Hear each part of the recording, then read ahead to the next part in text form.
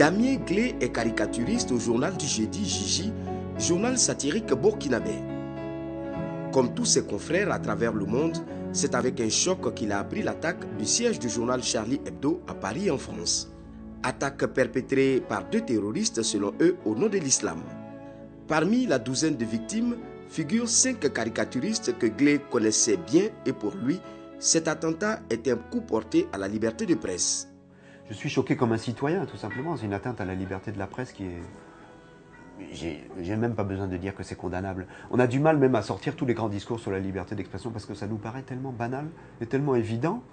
Tous les gens normaux et la très grande majorité des gens qui ont vu cette situation n'ont même pas besoin qu'on leur rappelle que la liberté doit être garantie, etc. Et ceux qui ont commis les actes, vous aurez beau leur dire, ils ne comprendront pas. Donc on a l'impression même que tous ces mots là sont inutiles. Mais évidemment, j'ai été choqué comme citoyen de voir qu'on pouvait commettre un tel acte dans un pays comme ça, en pleine journée, un acte de guerre contre des gens qui défendent la liberté d'expression. Ça, c'est le premier niveau. Après, comme dessinateur de presse, évidemment, ça m'a choqué aussi. On se disait qu'il y avait peu de dessinateurs de presse assassinés. Il y en a eu notamment en Afrique, il y en a eu un en Libye, il y en a eu un au Libéria, mais on se disait qu'on arrivait par nos dessins un peu humoristiques, etc., à feinter un peu ce genre d'acte. Tout à coup, évidemment, ça a été une très grande gifle, le fait que des dessinateurs soient assassinés, et qu'ils soient assassinés de façon collective, parce que finalement, il y a eu 5 dessinateurs. Le 5e, on n'en a pas beaucoup parlé, mais qui est décédé par la suite. J'en ai connu certains. Alors, il y a d'abord les grands anciens, qui pour nous, dessinateurs, étaient des monstres sacrés. Donc, je pense à Cabu, qui allait fêter ses 77 ans, et à Wolinski, qui avait 80 ans, et qui étaient des gens qui étaient des monuments du dessin de presse depuis les années 60, et qui ont construit ce qui est aujourd'hui la culture du dessin de presse. Et Wolinski, je l'avais connu, on avait été exposés ensemble, on avait discuté. Et ensuite, Tinius, c'est quelqu'un aussi que j'ai connu, que j'ai bien connu, avec qui j'étais en contact il n'y a pas très longtemps, et qui était venu aussi à Ouagadougou en 2011, participer à une exposition.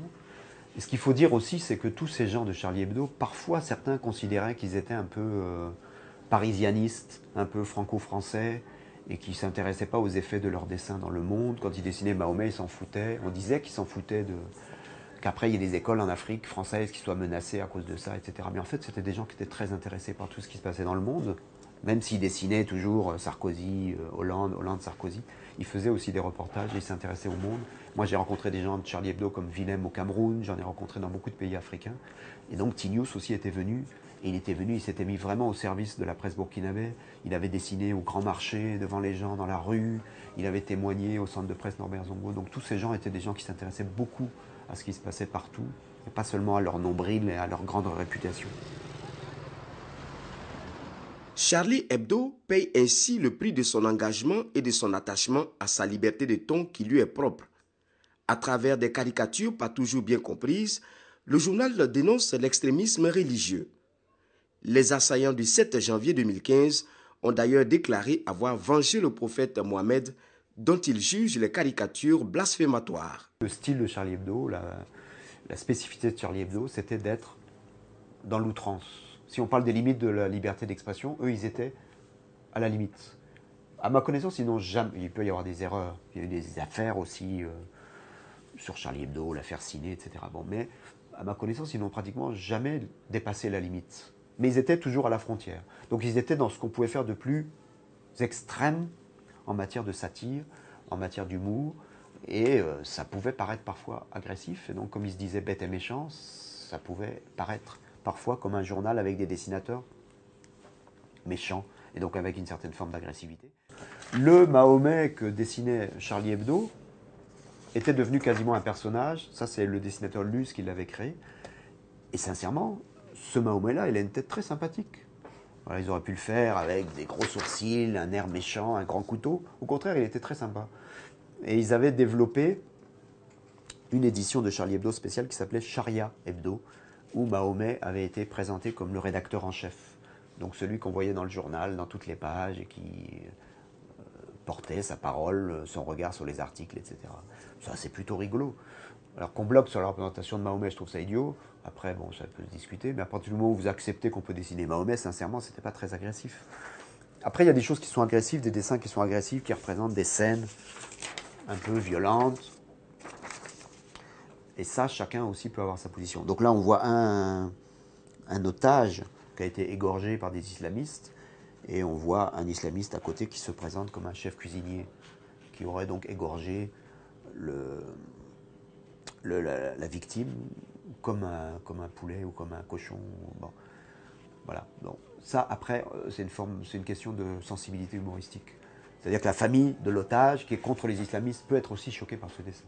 Mais ça, c'était l'idée de Charlie Hebdo, de mettre du poivre ou du piment dans la plaie et d'aller très très loin en disant comprenez bien qu'on n'est pas contre ce monsieur, comprenez bien qu'on essaie de pousser les choses très loin. Parce que quand on dit les choses de la même manière toujours, si on dit le djihad c'est pas bien, voilà, ça devient banal. On répète ça 3-4 fois. Donc il faut aller plus loin et de différentes manières. Et après il y a des dessins comme ça, justement, l'amour plus fort que la haine, où on voit un musulman dont on sait qu'ils sont, pour les plus intégristes d'entre eux évidemment, très opposés aux relations homosexuelles, qui a un baiser extrêmement profond et baveux avec un dessinateur de Charlie Hebdo. C'était quasiment une déclaration d'amour de Charlie Hebdo à l'islam, à ce moment-là. Voilà. Mais dans le style de Charlie Hebdo. Après, le dessin ne peut pas être compris par tout le monde. Et lorsque vous avez quelqu'un qui est aveuglé par une pensée islamiste, extrémiste, il ne peut même pas comprendre puisqu'il ne cherche pas à comprendre. Donc, les grands discours sur la liberté d'expression, les limites de la liberté d'expression, vous les tenez devant les types qui ont exécuté Tinius et Charb et Cabu, vous n'avez aucune chance qu'ils rentrent même dans la discussion. Donc ça, c'est même pas la peine de se demander si la discussion intellectuelle du dessinateur était correcte ou pas. Donc moi, je pense qu'ils ont bien fait leur travail, et surtout dans l'environnement français tel qu'on le connaît. Parce qu'aux États-Unis, un dessin comme ça, comme ceux qui ont été publiés dans Charlie Hebdo, sont très compliqués. Moi, j'ai fait des dessins sur la religion aux États-Unis qui ont choqué les gens. Là-bas, les gens sont très prudes.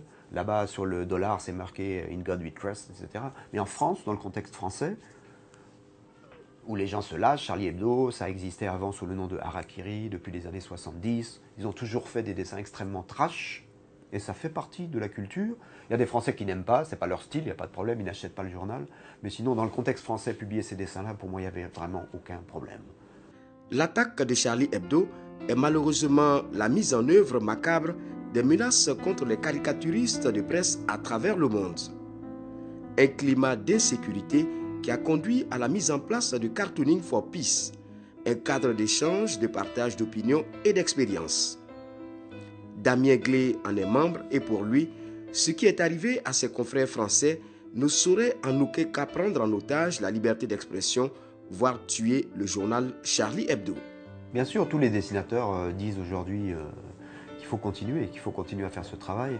Et on va dire les plateformes un peu de réflexion comme Cartooning for Peace, dans un cadre associatif, doivent continuer à la fois à affirmer qu'on a le droit de faire ce métier, qu'on a le droit de la faire de cette manière de Charlie Hebdo, même si tout le monde n'est pas forcément nécessairement un dessinateur du même style.